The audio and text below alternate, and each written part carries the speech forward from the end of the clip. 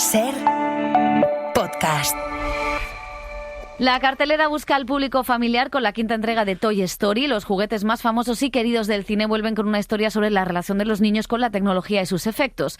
En este episodio lo analizamos y además comentamos otros estrenos como Dreams, lo nuevo del mexicano Michel Franco con Jessica Chastain, Viva, el debut de Anna Clotet con una arriesgada tragicomedia de una mujer entre el miedo y el deseo, y Caso 137, un buen thriller francés sobre la violencia policial. En televisión hacemos repaso de los últimos finales de series como Hacks y Deber, y charlamos con la creadora de La maldición de Widow's Bay, una de las sorpresas de esta temporada. ¡Acción!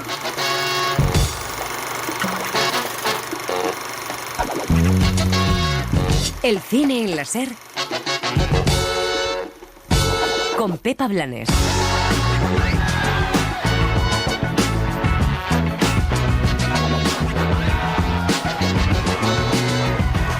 Desde 2022 lleva la ley del cine intentando ser aprobada. Nadie en la oposición parece interesado en que salga, y salvo Cultura tampoco parecen muy preocupados en el gobierno. Es una pena porque esa ley es necesaria, demasiado como para que ahora PP y Vox se rían con enmiendas a la totalidad.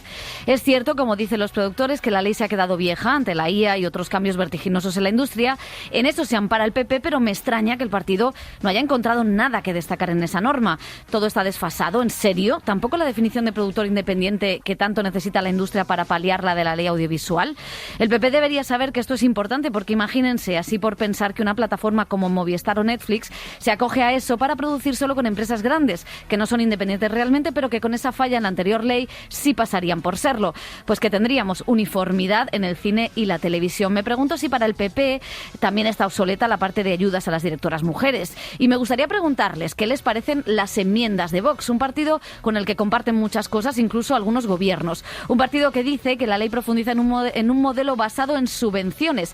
Ahora que el PP ha cambiado su posición respecto a las subvenciones y que en Valencia han dado 5 millones de euros a una producción extranjera, estaría bien saber qué opina el PP. También sobre eso que dice Vox, de que el cine en lenguas oficiales es un ataque al español, pero que rodar en inglés parece estar bien. No han sido, la verdad, ninguno de estos partidos sensibles a la cultura, pero deberíamos saber si hay o no diferencias en su política con respecto al cine español.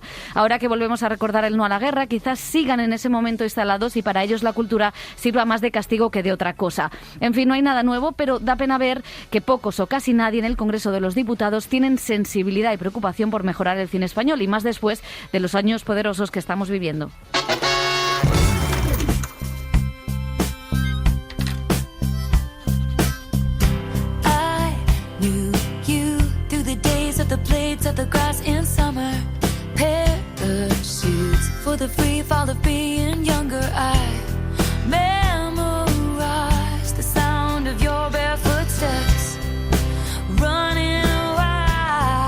It's been a long time. Life has ways of leaving those days behind. But seeing you tonight, I remembered I loved you. Came back when it mattered, I saw you standing there in the light of the window, wearing that same smile. Man, it's been a while, but I knew it, I knew you. La animación lidera esta semana los estrenos. Vuelve uno de los grandes estrenos de Pixar, Toy Story, que ya va por su quinta entrega. Elio Castro, José Manuel Romero, Lucía Bermúdez, ¿qué tal? ¿Cómo estáis? Hola, ¿qué tal? Hola. Muy bien. Jugando Jugando con la pantallita, que te veo. Yo soy como los nuevos niños nostálgicos. Lili iPad. Asumiendo nuestra edad. Sí. Exactamente. Bueno, Andrew Stanton y Makina Harris dirigen esta entrega, donde tenemos de vuelta a Buzz Lightyear y a Woody y al resto de la pandilla, que tienen un nuevo reto para captar la atención de los niños. Es Lilipad, una tablet que lo tiene todo. Mírame, los juguetes y yo hemos estado trabajando todo el verano para intentar que Bonnie haga amigos. Sí. Y de repente llegas tú y ni siquiera me estás escuchando. Te lo traduzco al inglés. Mira. Now look here, me and the toys have been working all summer. ¿Y ahora en español? Los gemelos Jordán al otro lado de la calle. Yo me pido detrás de la cómoda. Woody.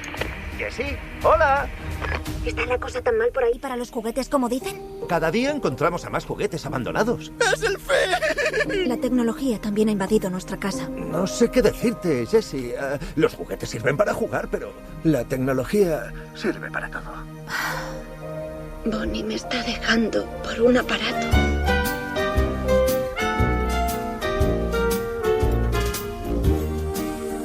Tom Hanks, Tim Allen, Conan O'Brien y Greta Lee ponen las voces en la versión original, y en España tenemos cameos latinos, en España y en Estados Unidos, como los de Penélope Cruz y Bizarrap y Bad Bunny. También escuchábamos al inicio la canción de Taylor Swift. Esta semana han estado en Madrid los productores Lindsay Collins y Pete Docter, que es además director artístico de Pixar. Lo interesante es que John, el director de la primera película, me dijo que no había que preocuparse por la tecnología, simplemente contar la historia y que ya iríamos descubriendo cosas. En la primera película, Woody se quemó con una lupa y en cuanto Sid salió corriendo dio una vuelta y sumergió la cabeza en un recipiente con agua para perros. No podíamos permitirnos hacer eso, no podíamos crear agua, así que colocamos la cámara muy baja para que el espectador no viera la superficie y de repente Woody salía con restos de fruta o algo en los ojos como si se hubiera metido en un tazón de cereales. En esta película se sumerge en un cuenco de agua para perros y se ve perfectamente. Creo que en aquel entonces era difícil hacer tantas cosas, ropa, tejidos, pelo, y ahora muchas de esas cosas se han resuelto. No significa que sean baratas y fáciles, pero es increíble. Básicamente la audiencia cree que conoce a estos personajes tanto como nosotros, lo cual es algo muy interesante. Piensan, ¿dónde está Woody? Sienten que no han tenido lo suficiente de él. Se están asegurando de que seamos honestos con sus favoritos, pero también creo que lo que más atrae a los niños de estas películas es que sienten que nunca les habla con desprecio, que les encanta estar con sus amigos que han tenido y conocer otros nuevos. No sé si eso ha cambiado a lo largo de los años. Creo que no, que es muy consistente.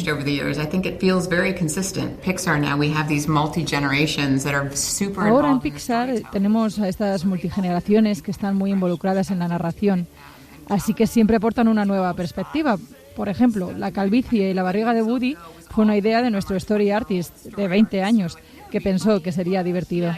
Es un gran ejemplo de cómo dan una visión tan fresca a algunas de estas historias y al mismo tiempo les encantan, pero más por fans que por parte de los que hemos estado involucrados en su creación durante los últimos 30 años. Así que creo que esto es algo que se refleja en pantalla. Lo que se ve es totalmente generacional.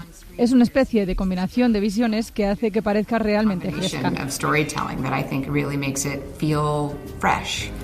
Bueno, pues nueva entrega de Toy Story. Han pasado muchos años. Me miras a mí como si solamente hubiera pasado por mí. Porque tú has estado aquí. Tú has estado aquí. No, en el 95. Los años han pasado por todos. Pues sí. No. Y además una de las mejores cosas que tiene esta serie es que siguen conservando la frescura y se siguen adaptando muy bien a los tiempos. O sea, las tramas están muy bien adaptadas en lo que está pasando ahora mismo en la sociedad, que es precisamente que los niños cada vez juegan más con pantallas, pero cada vez también están más solos, ¿no? Y entonces ese estudio de la soledad de los niños, el que solamente se comunican y juegan a través de las pantallas, pues está muy bien visto. Y mantienen todo el encanto de los personajes. O sea que yo me lo pasé bomba viendo esta quinta entrega. Eso sí, tengo que recuperar alguna. Me parece que la cuarta no la llegué a ver, pero claro, que todo está muy sutilmente entrelazado y entonces pues te dan una serie de claves, ¿no? Pues para hilar todo el discurso de todas las 5 entregas. No, además ellos han ido jugando con los géneros incluso en cada una de las películas, se han acercado, ¿no? Han hecho como parodias incluso de los géneros o los han abrazado más que parodiado. Y en esta a mí me parece emotiva, me parece que habla de cosas interesantes. Decías lo de la soledad, está también cómo te sientes cuando no tienes o no encajas, ¿no? Con todos los grupos de amigos o no estás al mismo nivel, en este caso, porque sigues jugando con juguetes, ¿no? Y las niñas empiezan a jugar con los iPads, pero también con muchas otras cosas, ¿no? En un mundo que, como dices, cada vez aísla más a los individuos y a los niños también. Pero luego también es un mensaje a los padres, porque también es una caducidad de todos. O sea, a mí me parece muy bonito que los muñecos tengan una vida y esa vida se acaba, ¿no? Y qué haces después, ¿no? Y eso habla también de qué hace una persona que se retira, que se jubila, que hace una persona que cumple una determinada edad y ya no encaja en el cine español porque no hay papeles para ella, ¿no? Por poner un ejemplo, que creo que es una película que siempre ha tenido eso de llegar o de emocionar a distintas generaciones a través de pequeñas reflexiones que afectan a muchos ámbitos de la vida, y eso es bonito. Me hubiera gustado más humor, porque creo que el iPad hubiera dado más juego a hacer más parte de humor, pero yo creo que defiendo bastante este Toy Story 5. Sí, yo creo que es una de las mejores secuelas de las que han hecho. Vamos ya por la quinta, como decíais, y de todas las nuevos personajes que han introducido, creo que es la que mejor funciona, la que mejor se adapta a los tiempos, la que mejor le coge el tono. También te digo, es absolutamente traumático ver a Woody con coronilla resplandeciente y barriga cervecera, una persona que nació después que yo. Entonces, o sea, la primera película es del 95, trauma. Pero él ya nació mayor. Ya, pero inevitablemente es traumático. No, y creo que sí que le coge el tono muy bien, y aparte de todo lo que decíais, creo que interpela muy bien a todas las generaciones, a los padres también, de esa responsabilidad de yo le compro a mi hijo una tablet para que se integre, esté adaptado con los niños de su entorno, y al final eso lo aísla más, o incluso puede haber ciberacoso y todos estos temas que plantea, y a los niños también le pone el espejo, ¿no?, de la capacidad de disfrutar o de aislarse en su habitación, como hay todas esas escenas donde se ve las casas iluminadas, las habitaciones y todo, cada niño con un móvil o un iPad, y creo que es muy interesante, que los personajes funcionan muy bien, que funciona menos humor, como decía Pepa, pero tiene ese punto entrañable, emotivo, y luego no es una criminalización de la tecnología, es más una convivencia. Hombre, es Pixar, buenos unos, buenos otros. Claro. No, pero no, que tiene... Ellos no hacen las películas precisamente. Ellos no están en Hollywood, están en San Francisco, que eso ya te lo dice todo. Pero me refiero que durante buena parte de la película sí que es la villana, ¿no?, la tablet, y sin embargo luego encuentran un discurso de convivencia, o al menos de ayudar a la niña, y creo que es muy, muy refrescante, y la peli funciona muy, muy bien. A mí me encanta, a mí me parece una peli súper emotiva que ha sabido respetar el paso del tiempo, aunque puede ser que es una premisa un poco predecible, que ya nos veíamos viendo desde hace mucho tiempo. Lo juega súper bien, con una ternura propia, y sobre todo otro mensaje que lanza, además de todos los que habéis dicho, es dejen a los niños ser niños, porque no sé cuántos años tiene la protagonista, Bonnie, debe tener como 9, dejen a los niños. Y ya le están haciendo fiestas de pijama, pero ¿qué es esto? No, fiestas de pijama en las que están con la tablet. No, dejen a los niños ser niños, jugar con juguetes, y que maduren todo lo tarde que puedan con sus juguetes, y que sean felices. Sí, también hay una pequeña reflexión sobre la basura tecnológica. Quiero decir, de esos aparatos que se compran hace 10 años y se quedan ya viejos, obsoletos, y que los guardamos en un cajón, y que ya no tienen ninguna vida ni casi ninguna utilidad, ¿no? Y todavía pueden ser útiles incluso para en otros ámbitos o en otros lugares, o sea que, bueno. Y hay algo incluso bonito en cómo los juguetes se convierten casi en padres o abuelos de los propios propietarios, ¿no? Porque como se van reciclando, como decía Pepa, con los años pasan a otra mano, y tienes la sensación de que estás haciendo crecer a ese niño que sabes que te va a abandonar, y esa idea también que trabaja la película es muy bonita. Bueno, pues vamos a cambiar de estreno. Jessica Chastain es una de esas actrices americanas que busca en directores extranjeros personajes más ricos que los que obtiene en un Hollywood con síntomas de cansancio. Con el mexicano Michel Franco ha encontrado una dupla perfecta para ahondar en temas y conflictos políticos y morales, como muestra en Dreams, que cuentan el romance entre una dama de alta sociedad, podemos decir, y un joven bailarín mexicano sin papeles en medio de la política migratoria de Donald Trump. Y gracias a mi preciosa hija Jennifer, que ha trabajado a mi lado para hacer de esta fundación lo que es hoy. ¿Qué pasa con los mexicanos? Es que hay que subvencionar a estadounidenses. Es un bailarín. Trabaja en mi fundación en Ciudad de México. Gracias por la entrada. Me ha gustado mucho. La próxima vez iremos juntos. Me acuerdo cuando leyó el guión, o incluso antes cuando le platiqué cómo sería la película, me dijo, entiendo, quieres que represente a América. You want me to play America. O sea, que encarne todo lo malo de los Estados Unidos en un personaje. Y me dijo, ok, lo haré. Y eso habla muy bien de ella, de que está dispuesta a correr riesgos, de que está consciente de la parte negativa de Estados Unidos, y pues que se atreve, a pesar del Oscar que tiene y de que es una actriz muy querida por el gran público, a representar cosas pues difíciles de ver para el público en alguna medida, ¿no? ¿Está en tu programa? No. ¿Dónde aprendiste a bailar? En México. Allí también mendigabas en la calle. Nos conocemos, ¿verdad? El profesor de ballet. Yo solo quiero que seas feliz. Pero hay límites, ¿sabes a qué me refiero? Yo vine para estar contigo, pero no quiero esconderme todo el tiempo. Lo que pasa es que sí que es una relación en la que los países se utilizan y se abusan.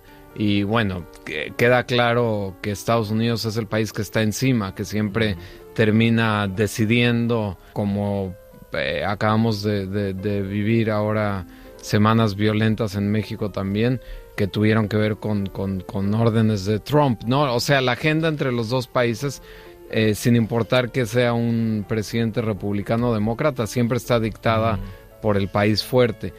Ahora, me interesó en mi película explorar la relación amorosa de dos personajes y la doble vida que esta mujer americana interpretada por Jessica Chastain, digo doble vida porque cuando está en México se comporta de un modo completamente diferente, más libre, y tiene este amante mexicano joven, y cuando está en Estados Unidos se porta bien, digamos. Y no se atreve a ser quien ella realmente quiere ser. El sueño americano tiene más que ver hoy en día de qué están huyendo los que, más que buscar el sueño americano, están escapando de la pesadilla o de la tragedia que sus países representan en Centroamérica, porque las pandillas, los maras y demás tal vez son una amenaza. En México definitivamente la miseria, pobreza y el narcotráfico, que muchas veces no da opción a la gente joven, ¿no? o trabajan para ellos o los matan, y entonces huyen a Estados Unidos en busca de una vida mejor y de sobrevivir y de mandar dinero a México, a sus familiares. Entonces el sueño americano yo creo que ha cambiado mucho el sentido a lo que estábamos acostumbrados a entender como tal. Pero la realidad es que siempre el migrante y todos los mis paisanos mexicanos que viven en Estados Unidos y van a trabajar de manera ilegal, siempre han estado en desventaja y siempre viven con el miedo de que pueden ser deportados. Ahora lo que ha cambiado desde que rodamos la película es que el discurso de odio legitima las acciones de ICE y pues eso es muy triste y muy peligroso. Es un tipo de fascismo que se está viviendo en Estados Unidos y que termina por seguir estigmatizando a la clase trabajadora a la que le deberían agradecer que mantiene al país andando. Sin ellos no habría un día a día en Estados Unidos. Bueno, pues Dreams no es la primera película que Jessica Chastain hace con Michel Franco, al que produce también, y la verdad es que le sienta bien. Sí, no, todas las películas de Michel Franco la verdad es que son notables y te hacen pensar no solamente en la situación de México, sino además precisamente con la presencia de Chastain en esa relación de México con Estados Unidos, ¿no? Y esta, pues además, es que tiene como centro el tema de la inmigración ilegal, cómo le recibe Estados Unidos. El comienzo de la película es tremendo, ¿no?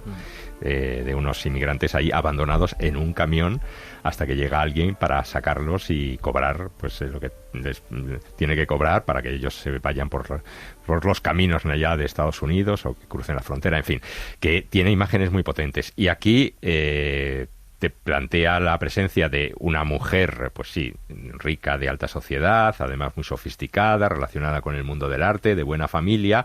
La relación que tiene con un inmigrante, claro, que se puede leer desde diversos puntos de vista. El primero es un poco esa solidaridad, esa aparente solidaridad, es decir, yo te ayudo, ya te hago estos favores y tal, pero en el fondo pues esa vergüenza que tiene mucha gente de que se vea que tiene una relación ya más íntima, más personal con un inmigrante, ¿no? Con un sin papeles.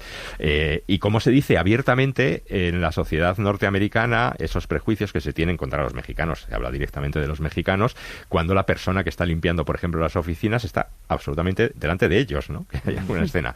Y luego tiene otra cosa, y ya con esto termino, interesante, que me parece el poder de dominación, no solamente económico, sino también a través del sexo, ¿no? De cómo se impone también ese poder, esa pues relación de subordinación. Sí, yo creo que es muy interesante y que Michel Franco siempre tiene como o ahonda mucho en claroscuros, en este caso de las relaciones de poder, como decías, y dónde está la clase, dónde está efectivamente ese racismo hacia México y hacia la inmigración, y donde también está la cuestión de género. Y quizá es ahí donde a mí me parece que la película te pone más en tensión porque no sabes hacia dónde está yendo, porque hay una escena en la casa donde, pues a priori, con el que todos iríamos, también comete una cosa que está mal.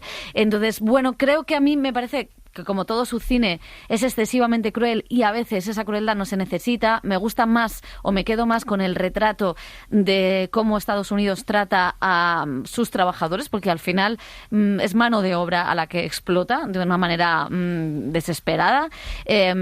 Cómo trata la frontera, donde da igual qué presidente de Estados Unidos esté, porque las jaulas han existido. Y también me gusta ver el clasismo de alguien que es capaz de enamorarse de un mexicano y a la vez de ocultarlo y a la vez de ser muy, muy clasista y racista con la persona a la que supuestamente ama, ¿no? Y claro, es un poco el personaje de Jessica Chastain responde también a una posible progresía o a un posible estatus económico que podría podría estar en contra de las políticas migratorias de Trump, pero a la vez podría hacer y ejercer ese tipo de racismo. Eso es lo que más me interesa de una película que yo creo que a veces se va por unos derroteros que no me interesan tanto. Siendo además una empresaria millonaria, de una familia millonaria que defiende montar academias y las ayudas sociales, la filantropía, y se la vende a su padre y a su hermano argumentando que degrava impuestos, ¿no? Las causas sociales, o sea, de ahí ya vemos. Yo creo que una de las cosas más interesantes de la película es que pone en el centro la hipocresía blanca, pero también la falsa caridad de los progres, es decir, de una persona que se considera culta, moderna, abierta, que tiene esa pasión sexual con este chico, pero que va encerrando también un lado muy oscuro, ¿no? Un lado en el que ella no asume que todo eso forma parte de una dinámica de poder que acaba siendo esa dinámica de poder dentro de la relación una gran metáfora de la dinámica de poder entre Estados Unidos y México. Entonces, ahí yo creo que donde se desenvuelve muy bien la película, ¿no? En esos contrastes, en las escenas que tienen de sexo, pasionales, también como hay los roles que comentaba Pepa de género, pero los roles de poder también se van alternando y se van dando. Como siempre, igual que comentaba Pepa, el cine de Franco deriva en una cosa a veces muy desesperanzadora, muy retorcida, ¿no? Que no encuentra ahí esta reflexión que acompaña muchas de sus películas, ¿no? Que la violencia puede desembocar en más violencia, que no hay cómo pararla en algún sentido, y eso al final hace descarrilar un pelín el final de la película, pero aún así creo que está muy bien, y que el mundo de la danza, el mundo de la empresaria, el mundo de este moderno, como decía el director, no sitúo al protagonista o a la protagonista que sea una tejana republicana súper racista de base, ¿no? Sino que la expongo a sus contradicciones, y en esos claroscuros funciona muy bien la película. Y Jessica Chastain, que es una actriz fantástica con un olfato también, y que arriesga en sus proyectos como este. Bueno, pues vamos a saltar al cine español con Viva. Es la comedia con la que Aina Clotet compitió en Cannes en la Semana de la Crítica, donde ganó el premio a Estrella Emergente. Tras las buenas críticas, llega a cines esta historia de una mujer de 40 años que acaba de superar un cáncer y retoma las ganas de vivir al tiempo que se enamora de un joven de 20 años. Creo que nace desde un lugar como muy natural y orgánico de ver el mundo que compartimos con Valentina Viso, ¿no? De las ganas de hablar del miedo, cómo el miedo nos puede empujar a veces a conductas y dependencias, de querer hablar también y reventar un poco el amor romántico y esta necesidad como de encontrar un amor que nos dé un lugar en el mundo. Nace de querer contar esta historia de esta mujer que está atrapada entre dos hombres y que detrás de esta necesidad de deseo pues esconde mucho miedo que necesita mirar de cara para liberarse, ¿no? Yo quería hacer una historia de liberación. Lo que tenía clarísimo es que quería que tuviera humor, que que la pudieras digerir desde un lugar bonito y que luego, pues no sé, te hiciera pensar un poco en que todos algún día no estaremos aquí y que ojalá sepamos vivir un poco mejor. Jo no estic en crisi, vale? Deixa'm tranquil·la d'una vegada. La vida és això, és impossible no vibrar amb ningú més. Creo que los 40, los 50, los 60, los 30, creo que en todas las edades existen las crisis, existen los replanteamientos de vida, y sí que nos gustaba mucho la idea de una mujer que está intentando investigar unos estudios, como tú bien dices, reales, ¿no? De que la ciencia parece que nos va a poder alargar la vida, pero con una mujer que tiene mucho miedo, con un mundo que cada vez está más complicado y difícil, ¿no? Con esta cosa un poco apocalíptica que hemos puesto y qué mundo nos va a quedar, y esta contraposición de fuerzas que tiene todo el rato la peli, ¿no? Entre humor y drama, pero también entre esto de alargar la vida y una mujer que tiene mucho miedo a la muerte, y también la impermanencia, ¿no? En la peli hay muchas cosas como un accidente, ¿no? Cosas que te pueden pasar en cualquier momento que nos recuerdan que la vida no sabemos, y como no sabemos, pues ¿por qué no estamos más en presente, ¿no? Yo quería también hacer esto, un alegato a intentar vivir más con más presencia. Del xaval aquest vols parlar? Quina edat té? Però què més dona, això? Bueno, crec que hi ha unes etapes de maduresa, sí? Que potser és molt madur, tant de bo. És normal. La directora es muy mental y la actriz, yo intento que sea como más visceral, y tienes que tener esta lucha entre estos dos personajes que están dentro de mí. Pero sí estoy llegando a pensar que tengo un buen acuerdo entre mí misma, en que en el fondo conmigo misma, entre que la directora quiere que la actriz arriesgue y vaya a lugares a que no ha estado y le da ánimos, ¿no? Y luego que estoy súper bien rodeada, o sea, yo no estoy sola y tengo un director de fotografía, Nilo Zimmerman, con quien me entiendo mucho y que siento si está funcionando o no. Puse a una persona a mi lado, Juan Miranda, durante todo el proceso de ensayos y de rodaje. Luego también estaban Sara Fantova y Celia Giraldo como scripts, ¿no? O sea, siento que hay como mucha gente alrededor, pero sí, no deja de ser un challenge, y reconozco que había momentos que decía, ¿por qué escribimos esto? Tot bé? És realment minúscul. Podríem esperar, però amb aquests antecedents jo faria una punció per fer l'estudi. Però jo tinc una mama que és molt fibrosa, vull dir que això perfectament pot ser un fibroadenoma benigne, no? Sí, jo també crec que serà això, però jo ho faria. Així sortim de dubtes. Es que a mí me pasó, o sea, yo la primera vez que me hice una mamografía, no hace tanto, estamos en plena escritura, y llamé a Valentina, fue como, ¿pero qué es esto? O sea, esto pasamos por aquí todas las mujeres y no lo hemos visto, ¿no? Y sentía que aparte era una metáfora un poco de lo que le va a pasar a la protagonista, ¿no? La peli empieza pues con este pecho chafao, ¿no? Y que es un personaje que necesita volar, salir, ¿no? Y me parecía que realmente, es verdad que no trabajo de una manera como de, voy a generar una imagen que no existe, porque no lo pienso, lo estoy pensando ahora que lo hablo con la prensa, ¿no? Pero es más una necesidad de contarnos, ¿no? De ponernos también delante y ocupando un espacio, igual que el deseo, ¿no? Sentía que sí quería que la peli tuviera mucha temperatura sexual y de deseo, también porque era la manera de contar el miedo que siente la protagonista, y porque me parecía bello mostrar un cuerpo no normativo en plenitud, ¿no? Tenía también una herencia muy masculina de cómo yo había visto las escenas de deseo y de sexo, y me empapé, empecé a mirar pelis y pelis y pelis de cómo el deseo se había trasladado en pantalla, y de cómo realmente colocar los cuerpos, cómo hacer que la mujer realmente liderara el deseo en las escenas, ¿no? Y hacer también que tuvieran una narrativa que evolucionara, ¿no? La primera escena tenía que ser como más delicada, tiene mucho miedo de ser rechazada, y a partir de que es aceptada por el chico más joven, pues empieza la reapropiación del propio cuerpo, que eso es lo que te contaba aquel día, ¿no? Que rodé la primera escena, ¿no? Y que Valentina se miraba siempre los dailies, ¿no? Y la primera escena era como toda más suave, y los siguientes días tenía que venir la parte más salvaje, ¿no? Y que me llamó y me dijo, no te cagues, ahora no te cagues, todo lo que llevamos años hablando, hoy es el día, ¿vale? Tienes que comértelo. Pues muy a favor de lo que hace Aina Clotet en esta película. A mí es una de las películas en la que, hay que decirlo, en la premier estuvo Pep Guardiola. Eso no lo consigue ninguna directora. No, bueno, y además dice mucho del gusto de Guardiola también, por cosas que no van solamente con el fútbol. Primavera Sound y Viva. Moderno. Sí. No, la verdad es que es una película que es agradabilísima de ver, vamos, no sé si llamarla sorpresa, porque ya con esta o no es Suecia, pues ya habíamos visto a Aina Clotet, pues lo que quiere contarnos, ¿no? Esas historias, en el caso de Esto no es Suecia, de esas madres entre 30 y 40 años que están viviendo pues la maternidad de una forma diferente, sus relaciones, su cuerpo, su encaje un poco en la sociedad, a veces un poco neurótico. Y aquí es una película que al principio parece que te va a angustiar muchísimo, porque el comienzo no puede ser más tremendo, ¿no? Pues viendo pues una mujer, mamografía en gran pantalla. En gran pantalla, y además una mujer que ha tenido cáncer, porque ha sufrido en su propio cuerpo pues las consecuencias, y entonces tú vas diciendo, a ver qué voy a ver aquí, y sin embargo es una película divertidísima, con un toque también dramático, claro, pero donde hay muchísimo humor, hay alegría, hay vida, como se dice el título de la película.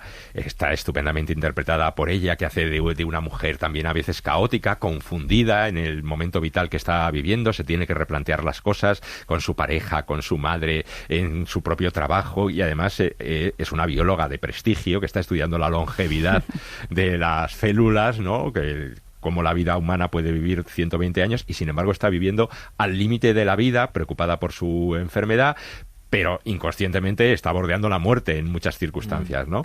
Pero sobre todo, ya digo que a mí lo que me gusta más de la película es el optimismo y lo divertida que es la película. A mí me gusta que combine como una comedia muy classy, podemos decir, o sea, muy elegante, y que luego meta cosas muy burras, como una escena con una vomitona en un momento muy icónico, o cosas gamberras que a veces pueden no encajar, ¿no? Y a mí me parece que no es perfecta, y eso es lo que me gusta de la película, que es una película donde ella hace lo que quiere, arriesga y hace un tipo de película que no se hace en el cine español.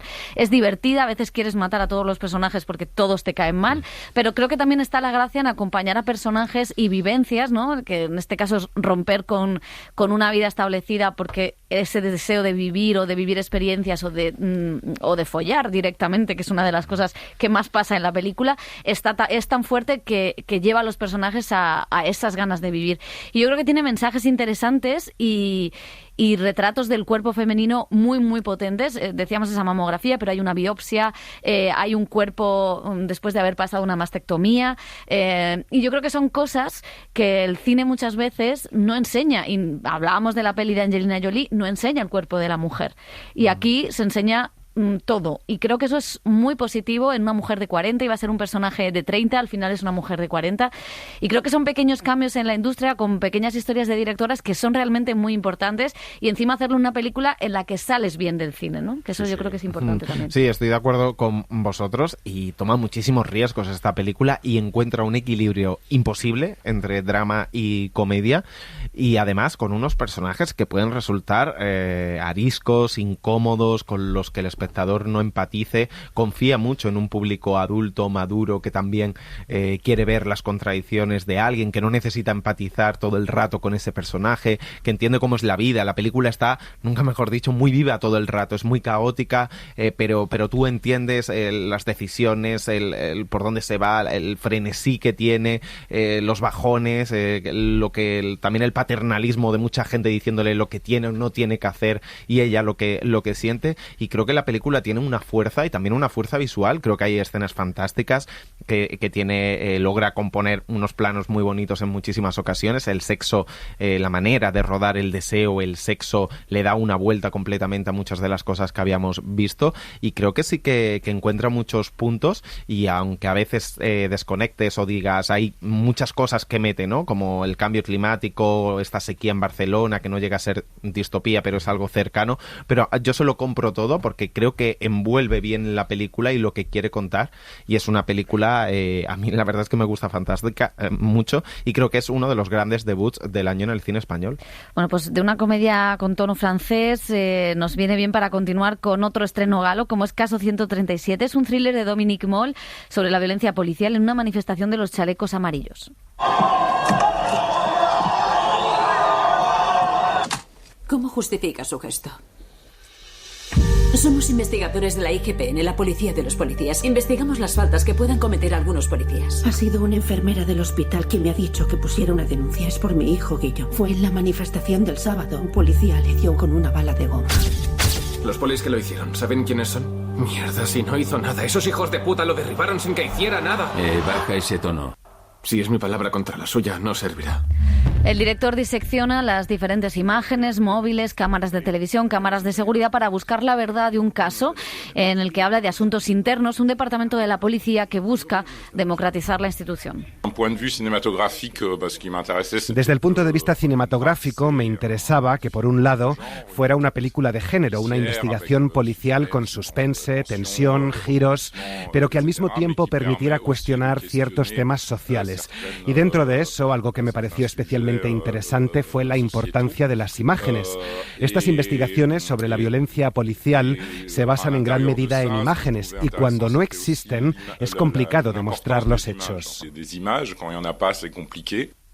La protagonista es la actriz Lea Drucker, una mujer para quien el caso es algo más, ya que tiene que volver a sus orígenes obreros. Donc le scénario était extrêmement précis et captivant. La trama era extremadamente precisa y me atrapó.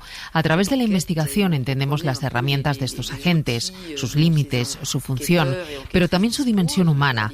Y me sorprendió la emoción final que provoca, porque es una investigación policial que sin embargo desemboca en algo profundamente humano, dilemas morales complejos que me interesaban mucho. Bueno, pues muy recomendable este thriller francés que estuvo en Cannes y que muestra la potencia que tiene este director para tratar el thriller, pero además este caso de violencia policial, ahora que veníamos de ver esta manifestación en Valencia donde un policía empujó a una profesora, pues este caso es cómo contar la verdad cuando ni siquiera las imágenes, ¿no?, sirven para contarlo, o sea que muy interesante. También tenemos otro estreno francés, 15 pruebas de amor. En este caso es una ópera prima de la directora Alice Duhard que cuenta el embarazo de una pareja de mujeres y las trabas legales a las que se tienen que enfrentar. Ella Ramb y Monia Chokri son las protagonistas de esta historia. Vamos a tener una hija que va a estar aquí todo el tiempo, cada día.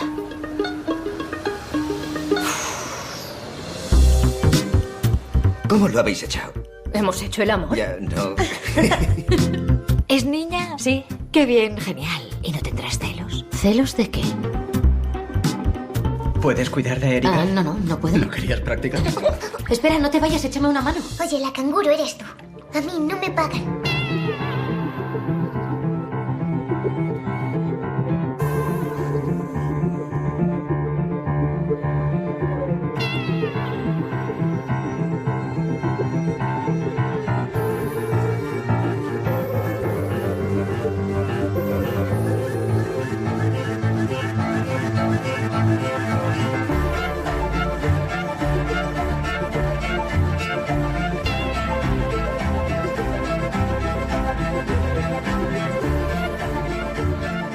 El cine en la SER con Pepa Blanes. Dios, no lo entiendes. Siempre los he idolatrado. Cuando yo empezaba en comedia, ellos eran los cómicos. Vale, pero tú no eras la cómica. Ay, no. A ver, llenaba locales, pero ellos creían que era por mi serie o porque era sexy. Las series.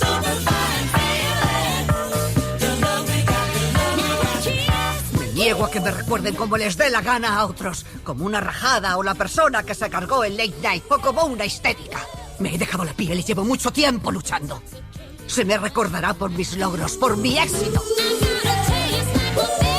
En televisión se va acabando la temporada, con ella el fin de muchas series, algunas a tiempo, otras más tarde de lo que deberían. Dani Barran, ¿cómo estás? Demasiadas más tarde de lo que deberían. Hay que saber acabar las series. Exactamente, por favor. Igual que la temporada de verano hay que saber acabarla, También, ya nos queda poco. Sí, tenía que haber acabado ya también. Hay que saber irse de las fiestas.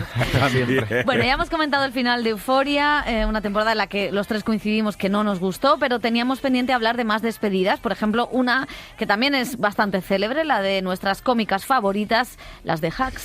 Sí, porque si pensamos en los mejores finales de la historia, siempre nos vamos al drama. Pensamos en los finales de A 2 metros bajo tierra, Los Soprano, Mad Men, esas series grandilocuentes. Quizá tengamos que incluir, aquí lo dejo, el final de Hacks, que se despidió hace unos días con un capítulo que te llevaba de la melancolía al llanto, a la alegría y a la emoción. Débora y Eva han enterrado el hacha de guerra en una quinta temporada que ha reflejado mejor que nunca la industria del entretenimiento. Lo peor de morirse es no disfrutar de estar en los huesos.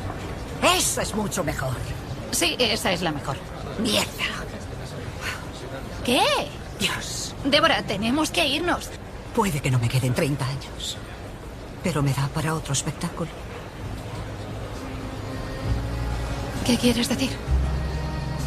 Ay, Dios santo. ¿Me ayudas a escribirlo? Una temporada que ha sabido cerrar las tramas secundarias, la familia de Deborah Vance con los conflictos con su hermana y su hija, los problemas laborales de los representantes o el futuro de las protagonistas. Jean Smart y Hannah Einbinder se despiden de dos de los personajes femeninos mejor escritos de los últimos años en televisión. Bueno, pues Hacks llega a su fin. Todos vimos en redes sociales esas imágenes, ¿no?, del último día de rodaje, todo el equipo llorando y emocionado.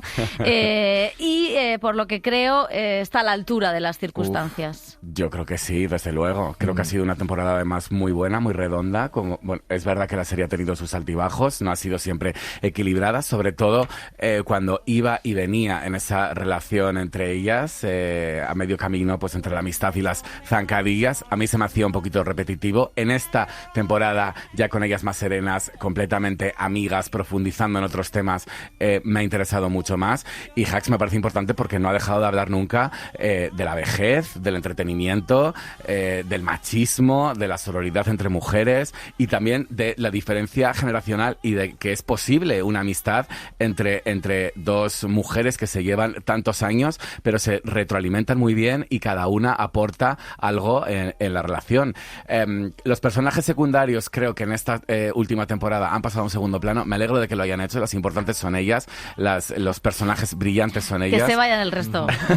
y hay que celebrar que todavía queden comedias en televisión puramente divertidas y superen un poco ese género de la dramedia que se había instalado tanto en los últimos años. Y además de todo eso, es que creo que Hacks es la gran historia de amor que hemos visto en televisión en los últimos años, y no tiene que ser una historia de amor romántica, es el amor improbable, imposible hace 10 años en la televisión o en las plataformas entre una chica de 30 años, una guionista, y una cómica de 60 años, y que se retroalimentan perfectamente y que han encontrado un punto de encuentro. Y me parece precioso el arco que le han dado y el final que ha tenido. Coincido en muchas de las cosas con Dani. Es cierto que también creo que la serie ha sabido ver el potencial de los secundarios a lo largo de las 5 temporadas y le ha ido o explotando o dando más espacio a esos dos representantes, por ejemplo, que funcionan muy bien como alivio cómico, ¿no?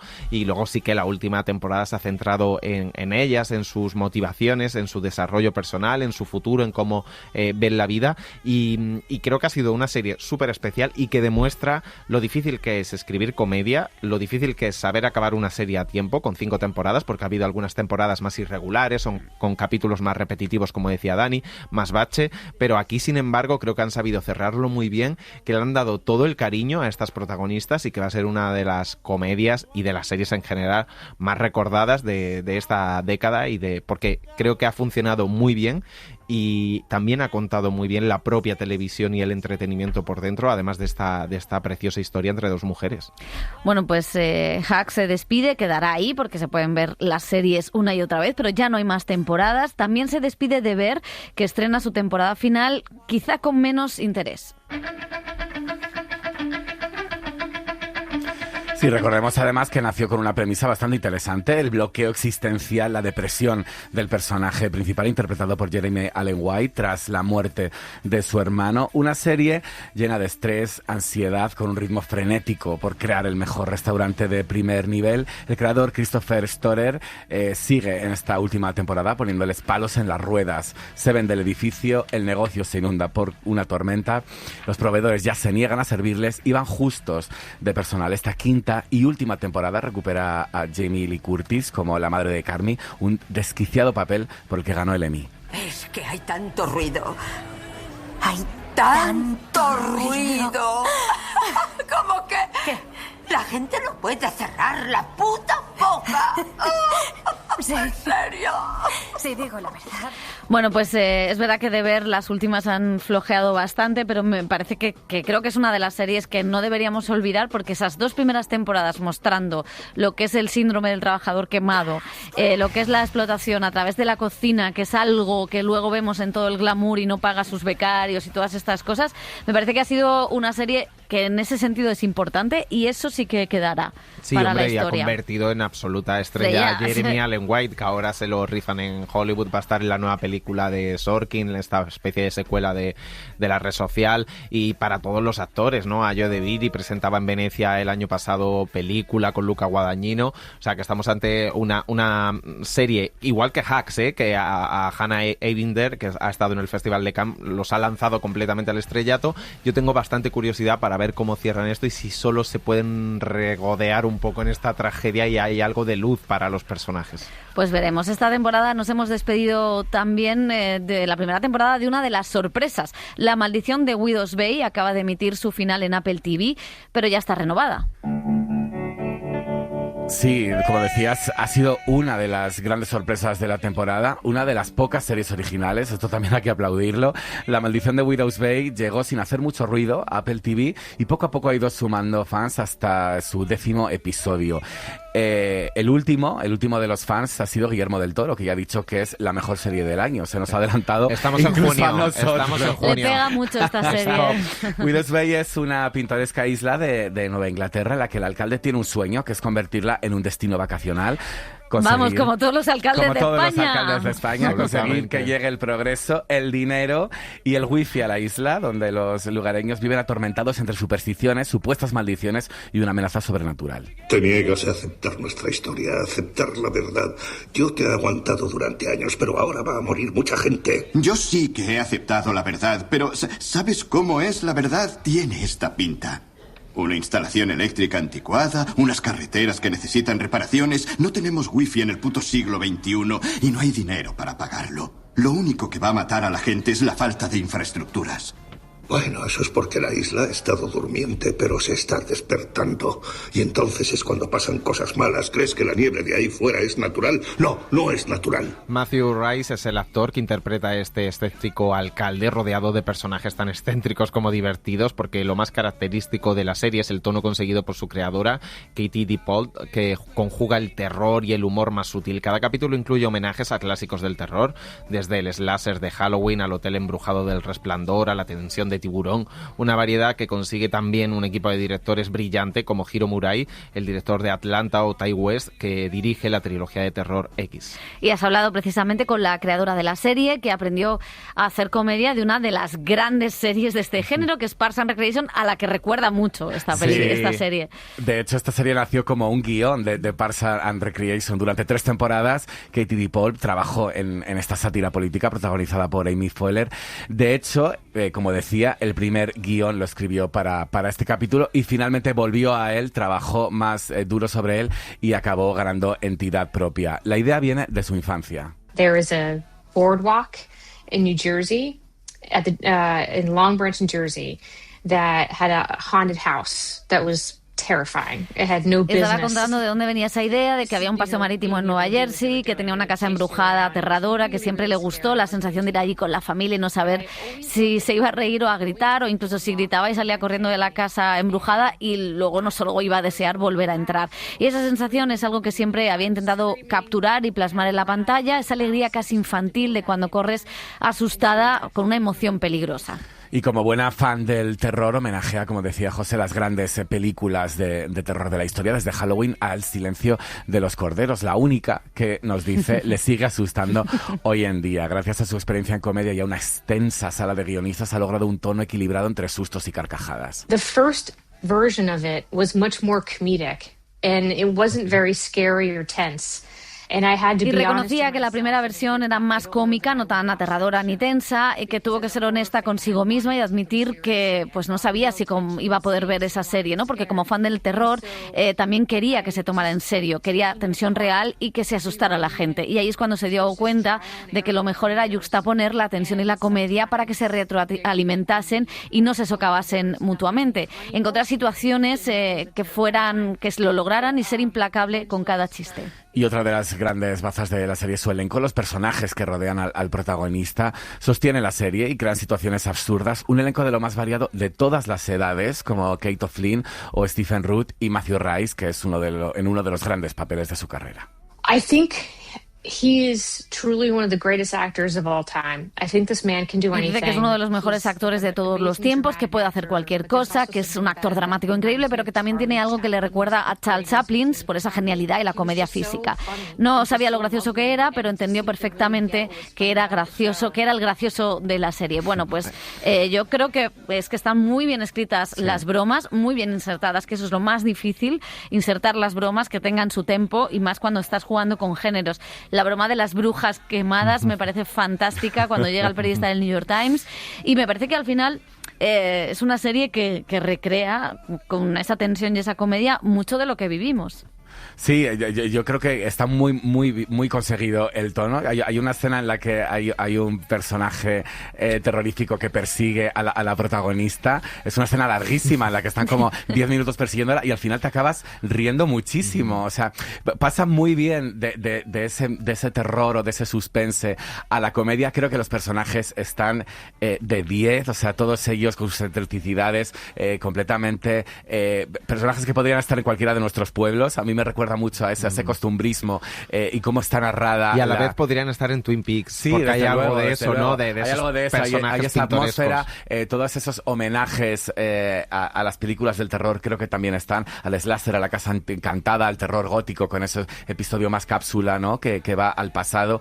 Me parece una serie que te puede dar un susto, te puede dar una carcajada, te puede tocar incluso un poco la patata en algunos momentos, y creo que eso no lo consiguen todas, y me parece una gran sorpresa de la temporada. Y ese alcalde que podría ser o sea, el de Tiburón o Fraga en Palomares, bañándose o entrando en la casa encantada, ¿no? Creo que todo lo que decía la creadora, el tempo que tiene Matthew Rice, que ojito la carrera que tiene en televisión. The Americans fue una serie increíble, súper importante. Ha tenido también este año otra serie con Claire Danes en Netflix, y es uno de los actores, pues yo creo, estrella de la televisión americana, y sí que creo que encuentra la combinación de tonos, de comedia, y hay algo de lo que decíais, de Parks and Recreation, de The Office, incluso en esos momentos del ayuntamiento con esos funcionarios, ese personal laboral del ayuntamiento absolutamente excéntrico pero a la vez divertido, que hacen bromas o dicen disparates pero de forma muy seria, que luego funciona con todas las tramas un poco alucinógenas del terror, con ese afán porque vengan los turistas, por la gentrificación, ¿no? De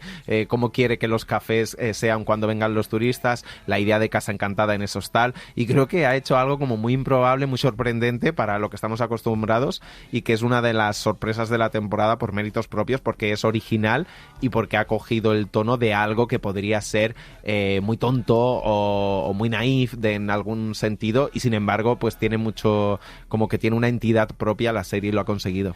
Sí, yo creo que cuando la ves, ese tono que no sabes hacia dónde te lleva, acaba por hacer que sigas viéndola. Y luego esos lugares que existen en Estados Unidos, que están anclados en otra ideología, ahora en la Casa Blanca, pero es cierto, ¿no? Y que están como fuera de eso, y que normalmente, bueno, pues eso servían en la ficción para contar grandes, las novelas policíacas o las series, para contar grandes crímenes y grandes investigaciones y grandes pozos dramáticos, ¿no? Y aquí, pues claro que está el misterio, claro que está el terror, claro que está la acción, pero hay otra cosa, ¿no? Casi hay una parte de retrato costumbrista que me parece interesante.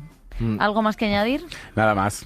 Una de las series del año, si me lo permitís. Como Guillermo del Toro, ¿no? Si no me... ¿Qué eres ahora, Guillermo? Si no me fallan las cuentas, el 31 de mayo acabó la elegibilidad para los Emmy, pero creo que podría entrar, porque aunque los capítulos finales hayan emitido después de eso, se considerarían para una segunda temporada ya confirmada.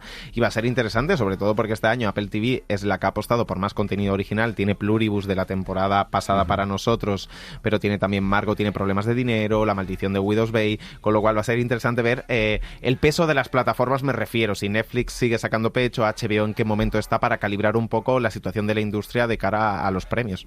Pues veremos qué pasa con las nominaciones a los Emmy y los últimos estrenos que van llegando estas semanas antes de que nos vayamos de vacaciones, que ya la fecha se acerca. Dani, José, Samur. Lo dejamos aquí, volvemos la semana que viene. Gracias, David Nieto, adiós.